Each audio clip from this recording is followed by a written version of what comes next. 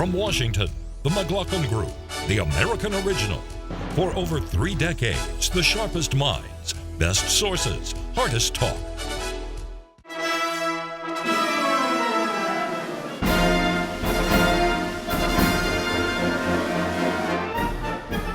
This is an encore presentation of the 33rd Annual McLaughlin Group Year-End Awards 2014, Part 2.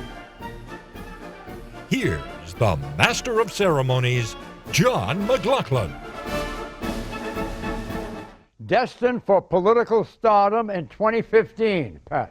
Elizabeth Warren. Eleanor has a leader and Hillary has a problem. Eleanor. Vivek Murthy, the newly confirmed Surgeon General, founder of Doctors for America, who's a brilliant leader and entrepreneur in global health issues. We're going to hear from him next year. Is Elizabeth Warren your leader? I think she's bringing a very important message to the country, but I think Hillary's hearing it too. Tom. Susana Martinez, Republican governor in New Mexico. Did you hear her answer? I did. The perfect political answer, right? Mort. Jeb Bush. I'm still a great believer in what his political future is. The envelope, please, Tom. Thank you. You seize this? Oh, here it is.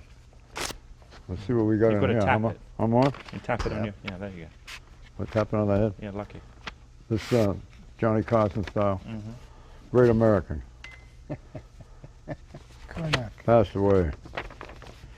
Destined for political stardom in 2015. British Prime Minister David Cameron.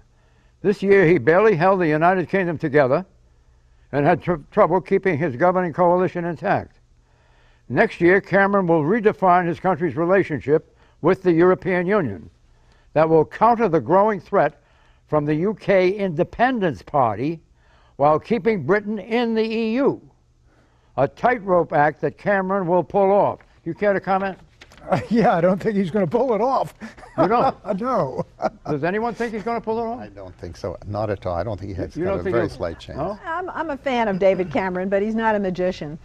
That means a no. No. No? No. The answer is no. Okay, destined for political oblivion. Pat. Venezuela's Nicolas Maduro, John. I think Venezuela's going to default on its debts. Almost has to. Eleanor. Red state Democrats, they all got wiped out in November. Tom. I like Pat's, but I'm going to go with Nick Clegg, leader of the third biggest party in the UK. Well, he's a coalition partner in the British government, but he's going to struggle in next year's election. Clegg. Nick Clegg. C-L-E-G-G. Correct. Mort. Well, I think Nancy Pelosi has seen her best days, and I think she's going to decline steadily over the next 4 years. Destined for political oblivion, Harry Reid, former Senate Majority Leader, now in the minority after a year as a backbencher. Under the majority, takes all rules he created for the Senate. Reid, a former pugilist, will decide it's time to hang up his gloves and not run for re-election. Okay, best political theater of 2014, Pat. Joni Ernst's ad saying as a little girl she used to castrate hogs and so they ought to send her to Congress. And they did. She's a United States Senator. Eleanor. Bridgegate still swirling around Governor Christie, and Governor Christie is always entertaining. Shut up and sit down when he doesn't agree with you. Tom. Gruber. Mort. Nancy Pelosi. Best political theater, Kentucky Democratic Senate candidate Allison Lundigan Grimes. Refusal to say whether she or whether or not she had voted for President Obama during her run to unseat Republican incumbent Mitch McConnell. She was trying to position herself as independent from Obama. Cornered, she invoked the sanctity of the privacy of voting. Great political theater. Okay, worst political theater. I think it's President Hollande, John, getting on the motor scooter with a crash helmet, going to visit his mistress and being photographed on it. He is now, as Mort indicated in the last show, at about 10% approval. President Obama wearing his tan summer suit, stopping in the briefing room to answer a question and admitting he had no strategy for ISIS. Tom. Too many people who were using the Ferguson situation, which at any level was a tragedy, for their own narrow gain. Mort. Well, I still think it's the way the whole Senate Democrat report on the CIA and what they did during the interrogation of captured prisoners. So I think that is still going to be, in my judgment, a real issue going forward, and something that is totally out of the interests of the United States. Worst political theater, President Obama's primetime announcement of a unilateral immigration amnesty for 5 to 7 million illegal aliens. The speech was so blatantly political that no major television network carried the address. Neither CBS, ABC, nor NBC. President Obama was deprived of a huge primetime audience. Okay, most underreported story of 2014, Pat. John, we've all seen the beheadings on television, but what's underreported is hundreds of thousands, if not millions, of Christians in Syria and Iraq and across the Middle East are facing persecution, martyrdom, and something approaching genocide. Ella. The Republican-led House committee that declared the administration did not commit any malfeasance in the way it handled the attacks in Benghazi. Underreported in the Washington Post, it was on page A14. Tom. Many thousands killed in the Central African Republic. No one's really heard about it or cares, except the French, to their credit. Mark. Well, I think the U.S. energy boom has been underreported. We've had a huge breakthrough in the technology of fracking. It's changed the whole world and the economy of the whole world. It's changed our dependence on foreign oil. It's changed our alliances in terms of their value to us. It's weakened the Soviet Union, Russia, to an extraordinary degree. I don't think we really have an idea of just how critical that is.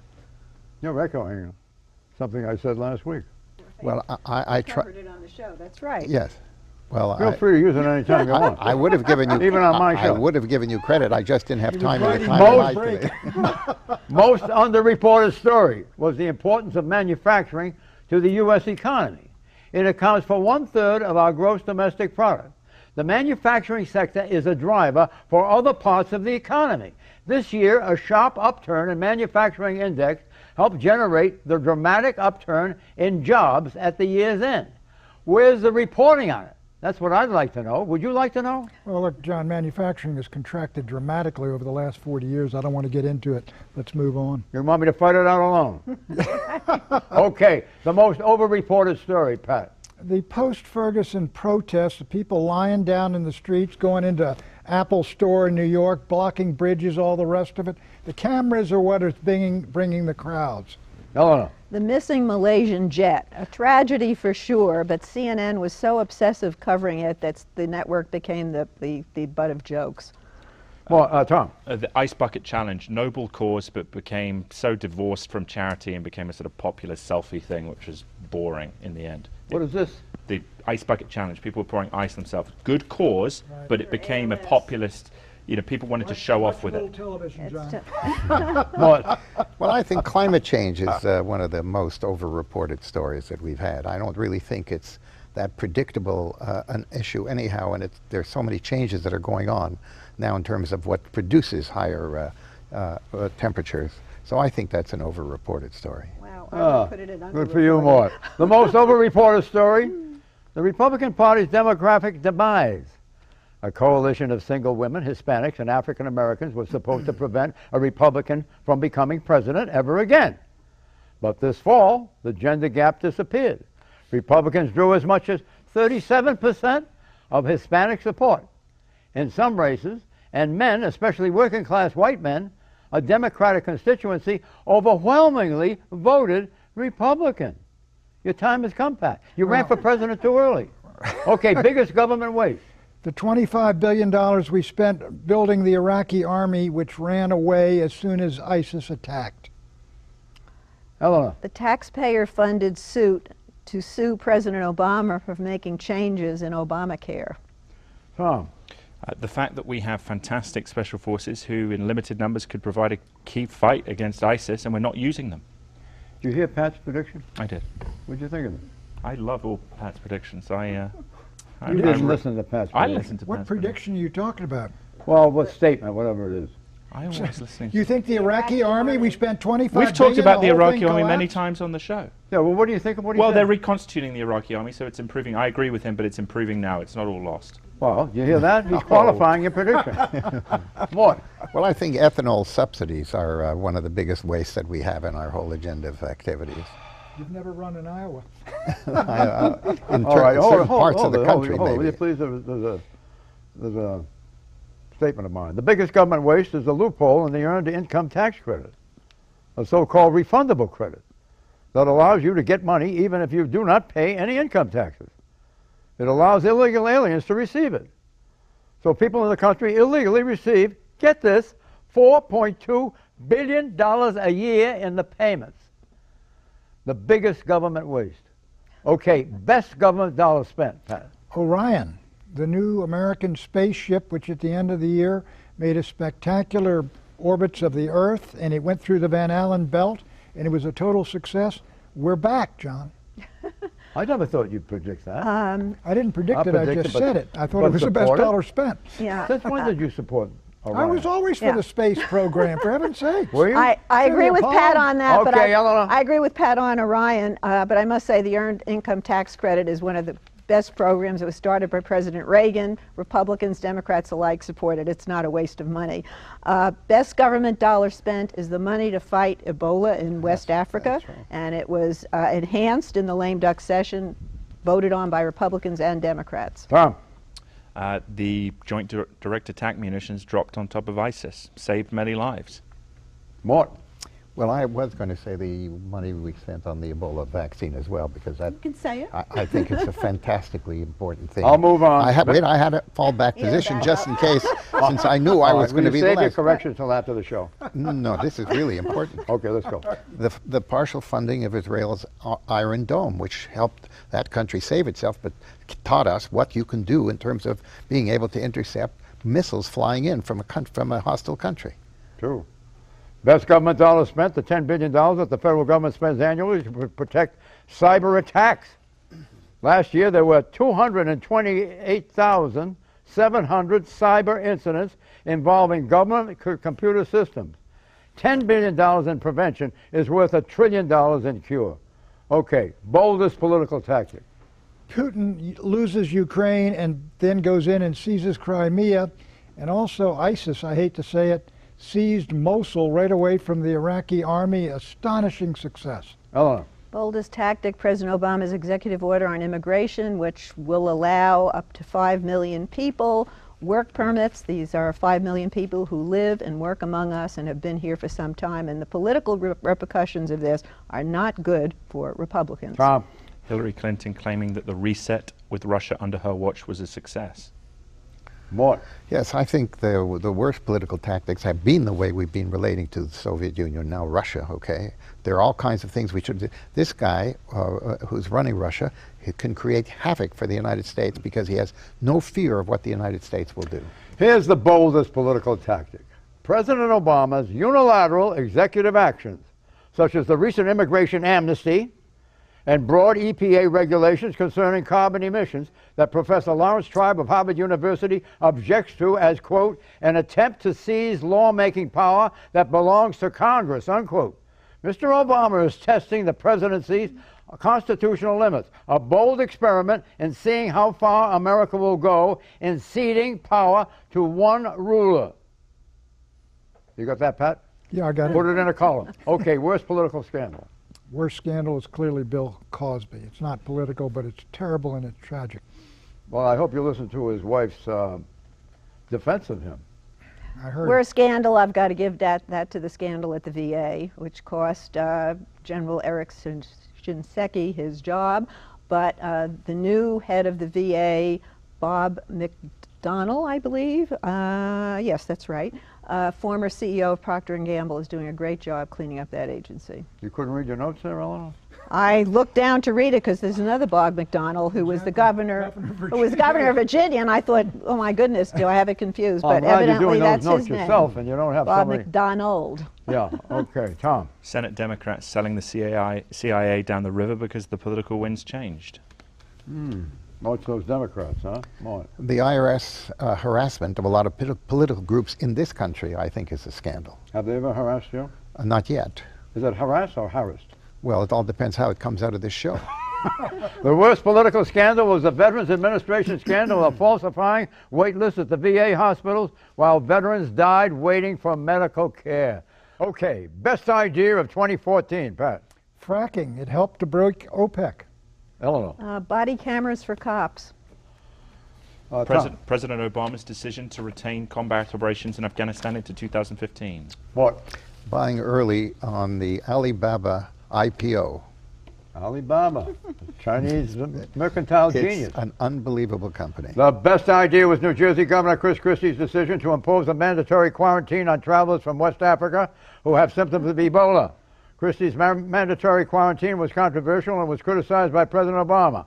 A Monmouth University poll shows 67% of New Jersey voters approve and 19% disapprove of Christie's quarantine. Okay, worst idea, Pat. The war on cops, it's been developing ever since Ferguson and Staten Island. Ella. Worst idea, making a movie about the killing of a living head of state, which is what Sony did, inviting a hack attack that has embarrassed top executives and really exposed the company to embarrassment and ridicule and lawsuits. Tom. Our worst idea is President Obama's decision to produce the immigration reform executive ruling because it has destroyed potential for compromise. Mort. The worst idea was prematurely removing our troops from Iraq and that part of the world. Worst idea was President Obama's decision to turn over control of ICANN, Internet Committee, for assigning names and numbers to an international authority that includes Russia and China. Okay, sorry to see you go. Pat. Sid Caesar, the funniest man of the 1950s. Hello. Robin Williams, the funniest man of the 2000s. Tom. Congressman Mike Rogers, House Intelligence Committee, honorable man. Mort. Mike Nichols, the funniest man of all the people mentioned. Died. He died. Mike Rogers leaves office. He's not passing. Yeah, these are all, funereal predictions, or not predictions, salutes. Sorry to see you go, General Eric Shinseki, the decorated Vietnam combat veteran who had the ill fortune to head up the Veterans Administration when this year's scandal about lengthy waiting lists at VA hospitals broke. Shinseki was an honorable man atop a bureaucracy of dissemblers and miscreants. Okay, 15 minutes of fame, Pat. RG3, the Redskins quarterback. The city's having a hard time with that one. Eleanor. The nurse who stood up to Governor Christie and Governor Cuomo and the governor of Rhode Island and went out and rode her bike and said she wasn't showing symptoms and she wasn't going to cave to their ridiculous quarantine. Right, Tom. Former Secret Service Director Pearson, who was brought in to shake up the agency but had to leave when an intruder managed to get inside the White House. Mort. The new owner of the New Republic magazine, Chris Hughes. He's changed the magazine. Yes, he has. Turned it upside down. Yes, he has. Is it going to work? I would never comment negatively about anybody else's efforts in the 100 magazine years world. old, you know. Yes, I know it. He'd like it to last at least another 2 years. I subscribe. 15 minutes of fame. Wendy Davis, the Texas legislator, whose run for governor collapsed when it was discovered by the Dallas Morning News that her biography was wildly inflated. You got to be careful of that stuff, Pat. And we told you about it. Only last year she was touted as a rising star in the Democratic Party. Okay, best spin of the year, Pat. Hands up, don't shoot. It never happened, John, that way in the streets of Ferguson. Helena. Speaker Boehner on why he can't bring a vote on immigration in the House. His members come to him and say, "Ooh, it's just too hard. Don't make me do it." His mimicry, you liked his mimicry? Yeah, that was his mimicry. I'm probably not a good imitator of John Boehner, but I think people get the point. His mimicry is better than the real thing. Right. Tom. President Obama's narrative that the Republicans are wholly responsible for the lack of progress in bipartisan governance. What? I still love what this guy, John Gruber, said when he falsified his assessment of Obamacare, and I quote, "I just wanted to make myself sound smarter." I love that, and somebody who's trying to validate a major piece of legislation. Yeah, and he complicated the legislation so that he was only the one who could explain it. Right, and now that they found out what he's done, it's really undermined a lot of the political support. How do you count for the amount of money that Gruber has made? He made hundreds of thousands of dollars, $6 million. $6 million. I don't On the health care. Well, in connected things, yeah. connect Oh. to exactly right. Oh. No one knew what was going on. They had to ask it. The whole thing is such a ridiculous Does story. this You roll couldn't back make it on? Does it roll back onto Obama? No, it rolls back onto He also Obamacare. was an architect of Romney Care. This is bipartisan. Okay, Best spin of the year. President Obama's spin at his recent Beijing summit that China has agreed to cut its carbon emissions. The spin worked. The press gave him approving headlines. The facts are that China did not agree to cut carbon emissions at all. Xi Jinping agreed to consider cutting carbon emissions, possibly by 2030, 15 years from now, but no commitment whatsoever for the immediate future. Best spin of the year. Okay, the most overrated, Pat. Hillary Rodham Clinton and her memoir and her performance. Eleanor. That was last year. Next year will be different. Russian President Vladimir Putin, who has basically destroyed the Russian economy, and he is a pariah on the world stage. Did you find her remark to you insulting? No, I think Putin's in trouble. No, she said your old hat. No, Well, she said, I'm Hillary right in Clinton, 2014 maybe, but not 2015. Okay. Pat and I, Okay, I'm just. Pat and I know what we're doing. Tom. I don't think Putin is in as much trouble as he should be because of his psychology, but I think the real issue here is Thomas Piketty, the French economist, who I think is overrated. What? Yeah, I was going to refer to the great leader of Russia, whom I don't think is underrated, and I don't think he's overrated. He's done an amazing job with very little other than fear to help him manage his way through a very weak Russian economy. Most overrated, the Democratic Liberal Coalition of young people, single white women, African Americans, and Hispanics. This liberal coalition, frayed at the edges in 2010, showed signs of distress in 2012 and collapsed completely in 2014. Women have defected in droves, working class whites have left the party, and young people and Hispanics are drawing away. Okay, the most underrated, Pat. Bashar Assad of Syria. I mean, Obama said a couple of years ago he's got to go. Everybody said he's got to go. The guy is still there. Whatever you say about him, and he may be a very bad man, he is one great survivor. Eleanor.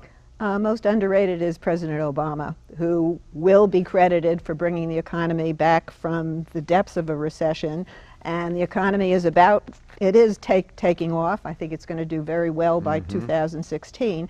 And that coalition that you were talking about that's fraying, it re-elected Obama in 2012, and it will be back in 2016.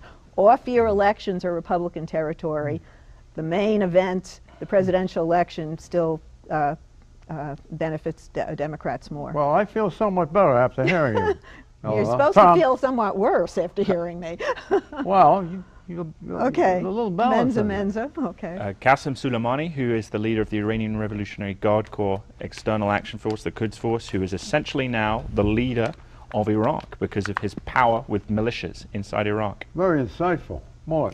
Well, I believe that Mayor Bloomberg of New York was underrated, in part when you compare him to the current mayor of New York, who is doing a terrible job in my judgment. Mike Bloomberg looks absolutely underrated in terms of the way that he was reviewed, even though he was well reviewed when he was mayor. Tell Bloomberg to run for president, will you? Boy, I tell you, he'd be terrific. However, He's whatever. too old. He's not too old. The most underrated is the positive impact of America's energy boom on the U.S. economy, manufacturing and jobs, and U.S. national security. The energy boom unleashed by hydraulic fracking is a global game changer. Energy independence means the U.S. no longer has to rely on Middle Eastern oil fields. It's the most underrated phenomenon of the year. Okay, macro prediction. Pat. Breakup of the Eurozone. Eleanor. The two candidates who look like they're going to represent their parties are the establishment candidates, Jeb Bush and Hillary Clinton. And Jeb Bush is going to run against the base of his party, and Hillary Clinton's got to embrace the base of her party. They've each got two very different challenges. So Jeb is running. It sure looks that way. Tom. New acts of aggression on the part of President Putin. What? I think, as a macro prediction, I think the economy is going to grow at somewhere between 2 and 2.5% for the next several years. That's a very weak recovery. But it's there. It's if you want to call that a recovery, yes, it's not a decline, but it's not enough to really have an impact. Is terrible, though. What? We'll take what we can get. Yes, the job market is terrible. But it is improving. All right, So hold there's- on. My macro prediction is that America will regain its economic footing next year, thanks to the energy boom unleashed by record oil production and hydraulic fracking. Steady economic growth will restore American confidence and silence the doom mongers. who have spent the past 5 years predicting the inevitability of America's decline. Okay, New Year's resolution. Pat, Take a vacation, which I didn't do this year, John, and finish my Nixon book. where are you going to go? We're just going to go over the Eastern Shore. Treat the 24 Republicans considering running for the president respectfully, even though I think most of them probably belong on the clown car. It takes a lot of courage to enter the arena of politics. You got to stand up and have the courage to fail in front of a lot of people. So I'll treat them all respectfully. Tom, Retain my British accent so I can continue to hopefully do TV appearances, at the same time build my writing portfolio on domestic politics as well as foreign policy. very edifying. Thank you. Very. Mort.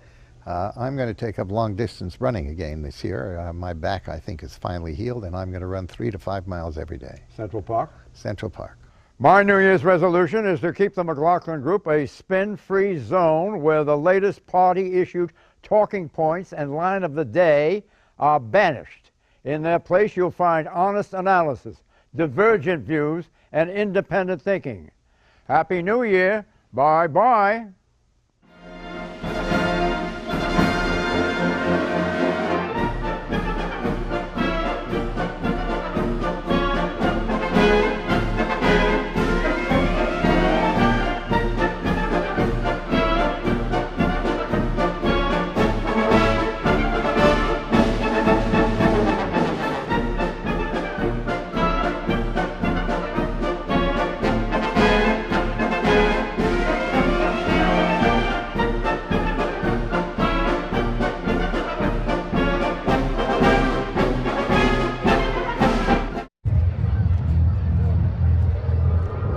Looking for these?